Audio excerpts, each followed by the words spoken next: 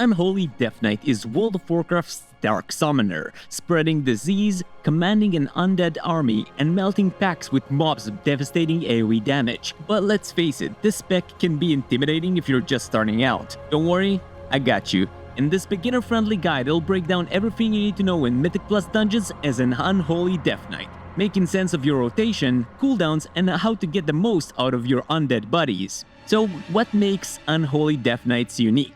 You have 3 resources to juggle. 1. Runes. These regenerate constantly and you spend them on core abilities like Festering Strike and Scourge Strike. 2. Runic Power. Generated by spending runes. You use them mainly for Death Coil and Epidemic. 3. Festering Wounds. Applied by Festering Strike, these stack on enemies. Popping them with Scourge Strike unleashes big bursts of damage and generates even more runic power. Unholy's core gameplay revolves around applying diseases, building up festering wounds, then popping them in bursts of damage. On top of that, your summoned undead pets amplify your damage by a lot, turning your rotation into an exciting dance of cooldown and resource management. Now let's dive into your hero talent tree and see why the Sand Lane build is perfect for running Mythic Plus. For Mythic Plus, we're using the Sand Lane hero talent tree, and here's why. It offers consistent, burst-heavy damage every 45 seconds, which lines up perfectly with most dungeon pulls. It also simplifies your decision-making during cooldown windows, making it a great fit for newer or returning players who want reliable results without needing perfect timing. Sand Lane is built around maximizing your dark transformation windows. When you activate it, you enter Gift of the Sand Lane, a short but powerful burst phase where your goal is to generate and spend as much runic power as possible, ideally through a chain of empowered abilities. Here's what makes Sand Lane tick. Vampiric Strike. This is a powered-up version of Scourge Strike. Whenever you use Death Coil, Epidemic, or Death Strike, you have a 25% chance to make your next Scourge Strike become Vampiric Strike. When you press Vampiric Strike, it deals strong shadow damage, heals you for 2% of your max HP, and grants a stacking buff called Essence of the Blood Queen, giving you up to 5% of extra haste for 20 seconds. Next is the Gift of the Sand Lane. This is the name of your burst window, triggered every time you use Dark Transformation. During this window, you'll aim to generate Vampiric Strikes by spending runic power, stack up Essence of the Blood Queen, and fire off as many death calls as possible. Then you have Infliction of Sorrow. When Vampiric Strike hits an enemy affected by Virulent Plague, it extends the disease by 3 seconds and deals 10% of its remaining damage instantly. Then, after Gift of the Sand Lane ends, your next Scourge Strike consumes the disease and deals 100% of its remaining damage instantly. Then finally, you have Frenzied Bloodthirst. Each stack of Essence of the Blood Queen now increases the damage of Death Coil and Death Strike by 5%, and the stacking cap is increased by 2. The overall playstyle is focused and satisfying. Build up runic power, enter your cooldown window, and go hard with Vampiric Strike and Death Coil until it ends. Unlike Rider of the Apocalypse, which builds around slower 90-second burst cycles, Sand Lane thrives in Mythic Plus, where you want frequent, smaller bursts that line up with every trash pack. And since your big abilities are tied to a single cooldown, Dark Transformation, it's easier to plan around, especially if you're new to the spec. Now, Unholy doesn't follow a strict rotation like a DPS script. You're not just pressing buttons in a fixed order, instead it uses a priority system, where some abilities are more valuable than others depending on a situation. Think of this as a what's more important list, not a cast sequence. Your job is to look at what's available and pick the highest priority option that fits the moment, whether you're bursting, AoEing, or just filling gaps. So with that in mind, here's how to think about your single target priority first.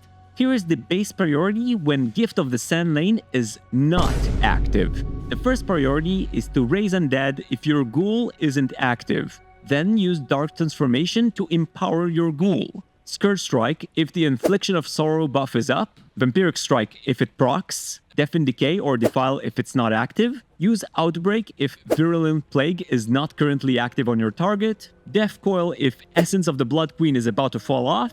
Soul Reaper if the target will drop below 35% HP in the next 5 seconds.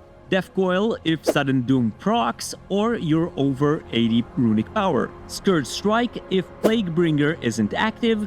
Abomination Limb if grips aren't needed soon, Festering Strike if you have 2 or fewer Festering Wounds, Death Coil if Death Rod is expiring, Scourge Strike if you have 3 or more Festering Wounds. Otherwise, just spend excess runic power with Death Coil to avoid overcapping. When Gift of the Sand Lane is active, this is your burst phase, again triggered by Dark Transformation, so your priority becomes very simple. Death Coil if Sudden Doom procs or you're low on runes, Vampiric Strike if it's available, and Death Coil otherwise. When the buff ends, go back to the normal priority. Now we'll cover the AoE rotation. Again, just like in single target, we'll separate it into the build phase without the gift active and the burst phase when you get the gift buff.